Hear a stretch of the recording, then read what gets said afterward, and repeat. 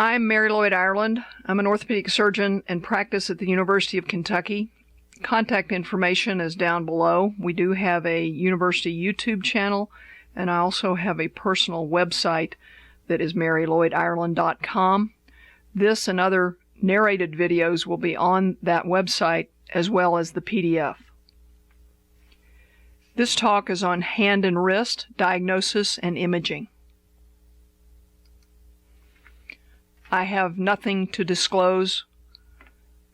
There's no relevant financial relationships to be discussed directly, indirectly, referred to, or illustrated with or without recognition within this presentation. Scapholunate dissociation is a diagnosis you don't want to miss. Although wrist injuries are very common in sports, this isn't that common, but you don't want to miss this.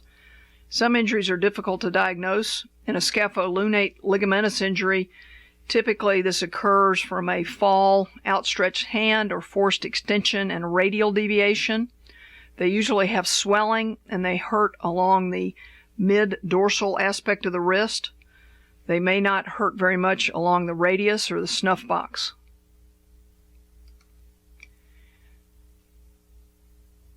They're tender to palpation directly over the lunate, as shown in this diagram, and they have pain with any passive wrist motion, particularly wrist extension.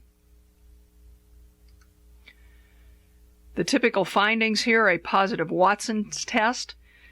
On lateral views, there is a Dissy deformity. There's increased scapholunate angle on the lateral view. These instability patterns were described by Julio Telesnik 40 years ago and are still used today. There is widening of the scapholunate interval on ulnar deviation or on clenched fist views. So good to get bilateral clenched fist views. This is the way Watson's test is done. There is axial load as shown in the upper left. The scaphoid is palpated, and that's the normal position of the scaphoid. And then you go into a pronated position and a supinated position, and you can see where the thumb is there is on the volar aspect of the scaphoid. So you feel that move, and there may be a clunk and reproducible pain.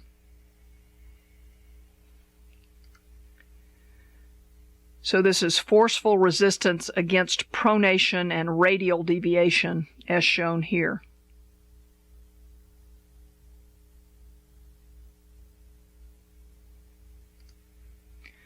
The patient is able to voluntarily reproduce popping maneuver in the wrist, again going into radial deviation and resistive pronation of the forearm, radial deviation of the hand.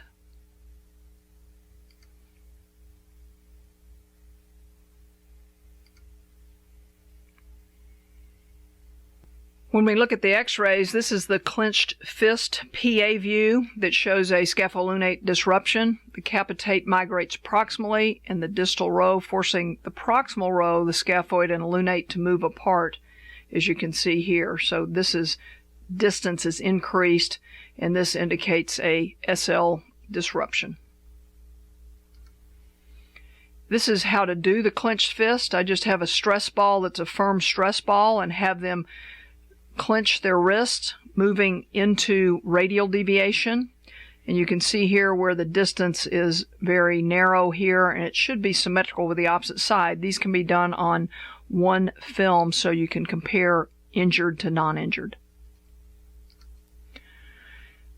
You can get ulnar and radial deviation views as well. This is an ulnar deviation view, shown the normal on the left, and the dissociation can be easily seen on the right view with a significant increase in distance between the scaphoid and the lunate. This is an example of a chronic scapholunate dissociation, increased distance between the scaphoid and the lunate, as you can see, non-union of the ulnar styloid, and a Dissy instability classification. The Terry Thomas sign, this was a British comedian, as shown in the upper right-hand picture. Also, Dave Letterman and Mike Tyson have that increased distance. So the Terry Thomas sign, as it was originally described, now popularized by others, is this increased distance between the teeth of the scaphoid and the lunate, if you will. And this is what it looks like at the time of exposure, repairing the ligament.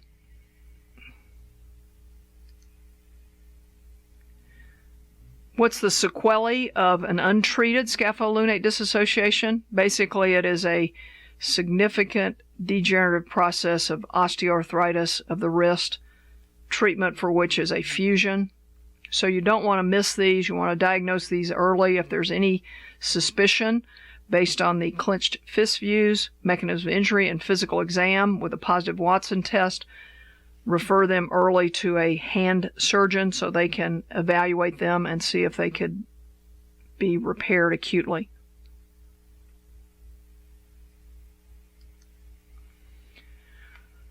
Plain X-rays show a soft tissue swelling and fat pad. MRI scans show soft tissue masses, whether they're fixed or mobile. CT scans are utilized for bone to see if there's a fracture, to assess healing. And the ultrasound gives us information about whether a lesion is solid or cystic. All of these can be utilized in the hand and wrist.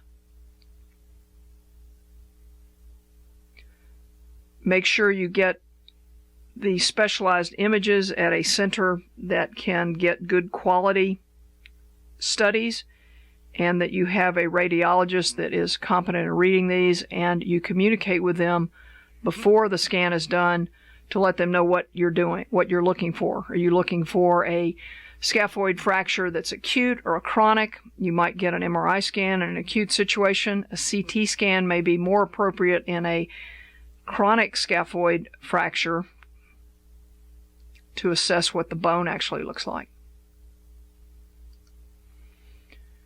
These are MR examples. On the top is an acute scapholunate ligament tear shown by the arrow. The bottom left is a chronic triquetrum fracture as seen by the marrow edema on the T1 image on the left, and then on the right is the T2 image where that fracture shows as a white line in between. Looks like the bone is pretty vascular and that the bone looks dark on those T2 views. In the hand and wrist, nuclear medicine studies such as a bone scan is of limited usefulness, and it has been stated that it's only hot if it's really hot, and that doesn't really localize which bone is involved here, as seen here by this very hot wrist bone scan. CT scan, in principle, the plane of the imaging should be determined before the scan's done, so communicate with your X-ray facility and the radiologist to let them know what you're looking for. 2D is transverse sagittal frontal, or 3D reconstruction are not counted upon to make up for information that was unobtained at the time of the scan. These are examples of a CT scan. You can see the comminuted distal radius fracture and the displaced ulnar styloid fracture. It looks as if they are displaced, but this is much better seen, and the number of pieces here is better seen on a CT scan. So for a bony issue, such as amount of displacement or number of pieces, this helps the orthopedist or hand surgeon determine what fixation they should have available, whether they'll have to bone graft it, and it is a helpful test for assessment of a fracture. Another example of a scaphoid. This is a acute injury. You can see here where this is where the fracture is, but you can see it even better on this view of a displaced scaphoid fracture. Seen better on this CT scan, you can see the area of the amount of displacement, and this required open reduction internal fixation.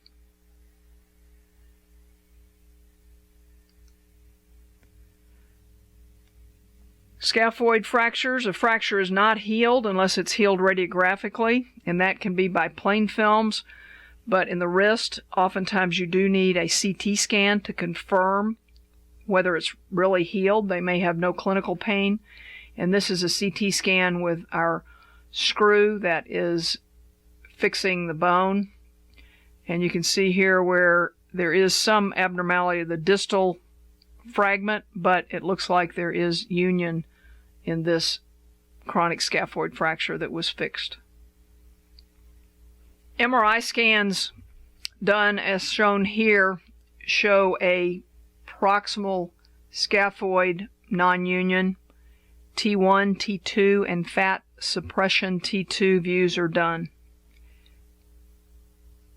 These MR images, the two on the right and the CT scan on the left, demonstrate a radial lunate problem. The distal ulna and radius are impacting on the ulnar aspect of the lunate. This can be osteoarthritis, it can be impaction syndrome, or Kienbach's, and in this case it's impaction syndrome. What about a ganglion? Ganglions can occur anywhere there's synovium or a tenosynovial structure. This is in Guillen's canal on the left. This is in the proximal row, middle. And there is an occult small dorsal ganglion seen on the right. On the right is a ligamentum subcruatum that only the radiologist knows that term. What about avascular necrosis of the scaphoid? It looks like this on T2s, white. T1s, as shown on the right, it's going to be black. Shown very well in the fat suppressed view on the left. This is one that would be of concern and would require open reduction internal fixation and bone grafting. Since the blood supply comes distal to proximal, these proximal pole fracture locations are of concern for nonunion or avascular necrosis.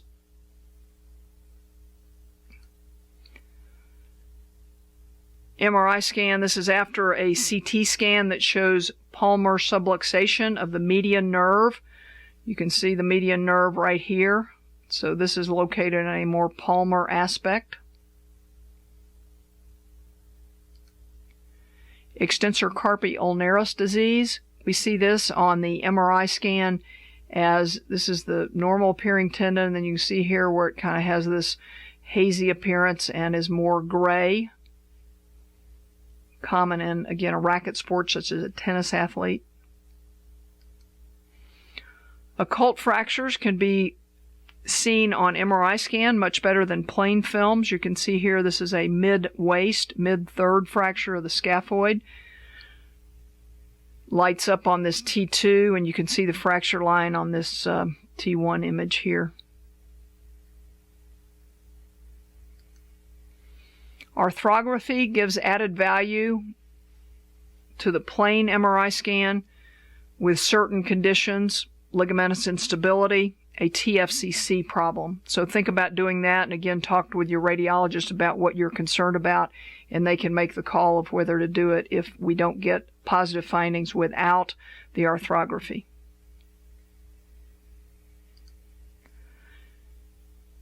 Difficult wrist injuries in athletes. Things you don't want to miss is a scaphoid fracture. Typical history is radial-sided wrist injury, fall on a hyperextended wrist, and radial deviation. It's pretty easy to diagnose. You can just push on the scaphoid. There are difficult management decisions, potential long-term severe disability due to osteoarthritis, and nonunion is common. So early diagnosis is key.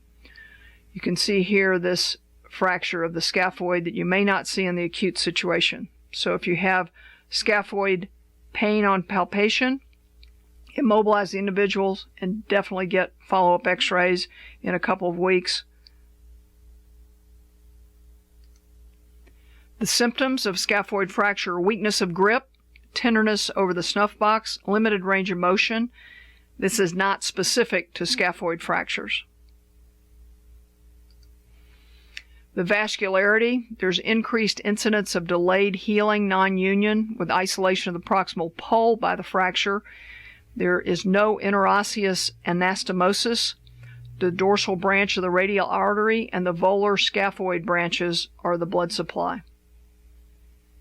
These are shown in 1, the radial artery, and 2, the volar scaphoid branch. The fracture type comparison. There's the proximal pole, and since the blood supply goes in this direction, that one is one that is of concern based on that location, that there will be a non-union. The waist or the transverse mid-third usually will heal with long immobilization, and then there's also the distal third. So the distal pole, the waist, or the mid-third, and the proximal pole. And the blood supply goes from distal to proximal. So the proximal pole fracture is of concern.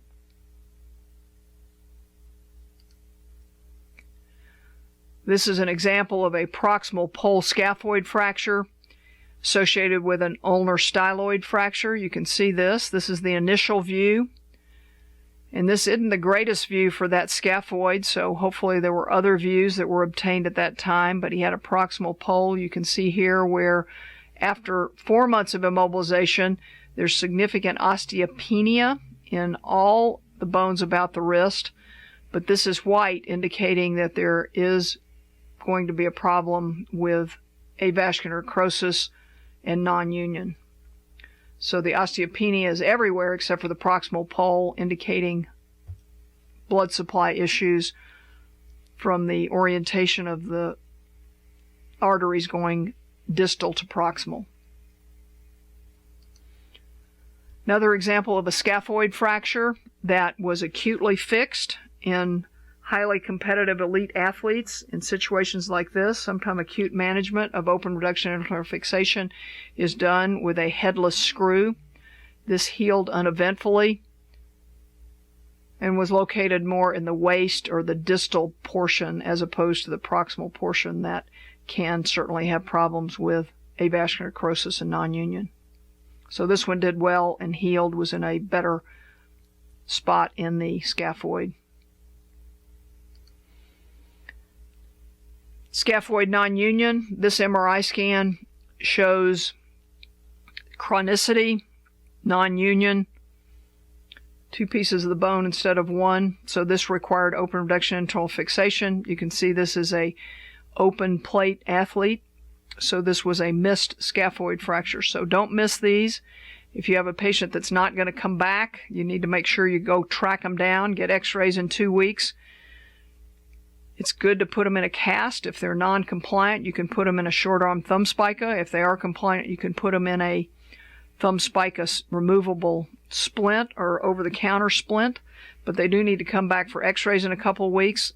An MRI scan is also a good test for a scaphoid fracture.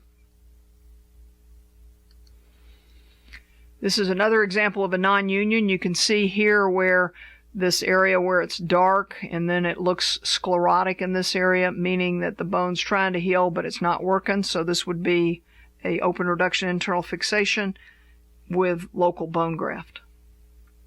Again, unfortunately, a skeletally immature individual with a scaphoid fracture that was missed. Don't miss these. This is a 10-year-old male who fell on an outstretched hand playing basketball.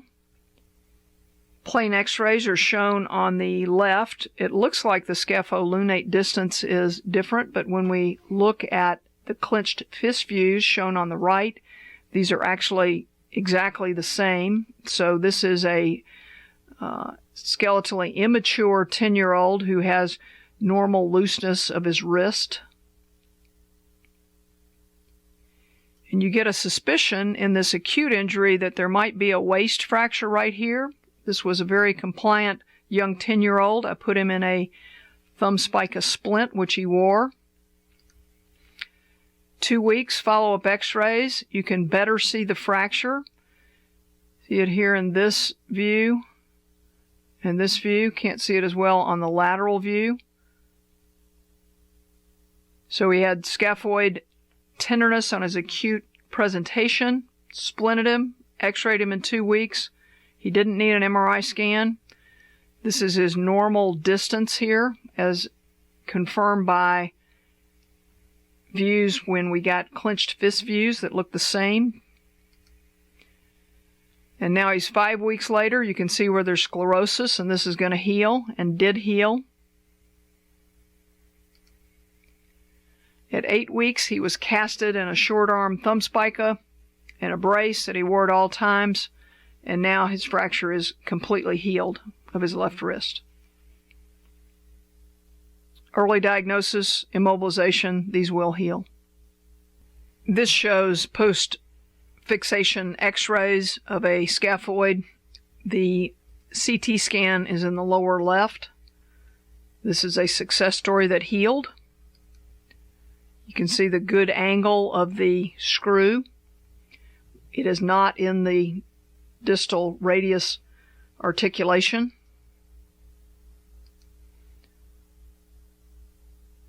Or the mid-carpus. There's a good angle of it, and it does capture the fracture. This is the way that this is done, playing cowboys and Indians with the wrist. That's what the X-ray of the pin looks like. And then the screw is inserted in an open way. This is a nonunion of that proximal pole. Again, suspect a fracture acutely, immobilize them, get follow-up X-rays. And then this was a CT that documented nonunion of a proximal pole of the scaphoid. Difficult wrist injuries in athletes. What about ulnar-sided wrist injury? This is a fall on a hyperextended wrist in ulnar deviation, where the ulna plows into the proximal carpus. Difficult to diagnose, difficult to image, controversy as to imaging techniques, easy management decisions, very few long-term problems with ulnar-sided wrist pain. Non-union of the hamate is a common finding. So in ulnar-sided wrist, you want to make sure you think about hook of the hamate. It's palpable in the hook and the volar aspect, ulnar side of the wrist.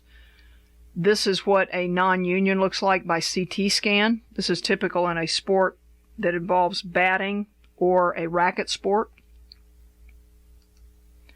The keys to diagnosis, you want to do a targeted clinical examination. They have tenderness over the hook of the hamate. They have pain with resisted flexion of the ring and little fingers with the wrist and ulnar deviation, and they would hurt right there where the hook of the hamate lives. Do a history and physical before imaging studies. Get the appropriate X-rays based on what you feel the diagnosis is. Cone views, oblique views, depending on what joint and bone is involved. Imaging studies may overdiagnose hand disorders, such as an MRI scan can overdiagnose problems, whether it's in the hand or the foot. You must correlate your exam with imaging studies. History and physical overrides imaging. I've talked a lot about physical exam and X-rays. I did want to mention treatment of hand and wrist problems. There are many, many companies that make braces, splints of the hand and wrist. One company has 29 different braces for forearm, wrist, hand, and thumb. Know what braces you're fitting. Some of them are molded to the patient. Make sure you communicate well with whether you want the thumb included in a thumb spica or not included.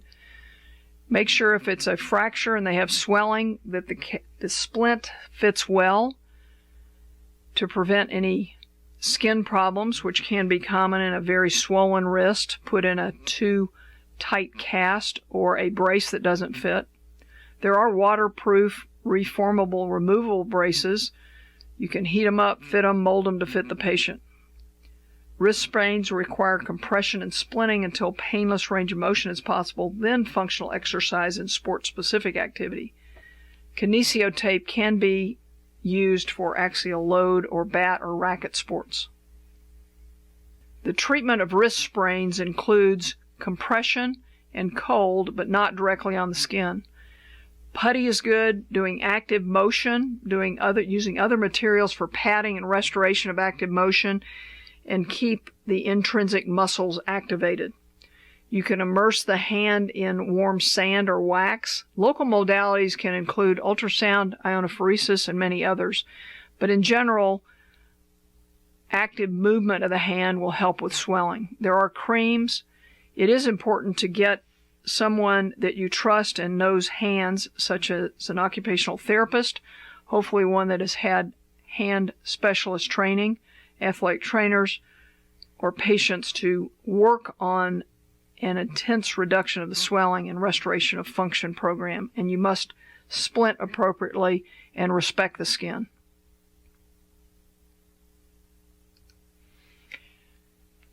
In conclusion, make sure your diagnosis is correct. Many wrist sprain diagnoses are not. And don't miss a scaphoid fracture, carpal instability, TFCC injuries, or hamate fractures in athletes and active people that you're treating.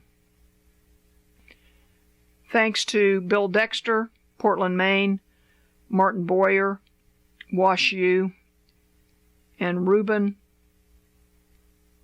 Gulula Middleton Tifi at the Mellenrot Institute of Radiology for use of some of the slides in this presentation. Waterbuck, the end. Thank you.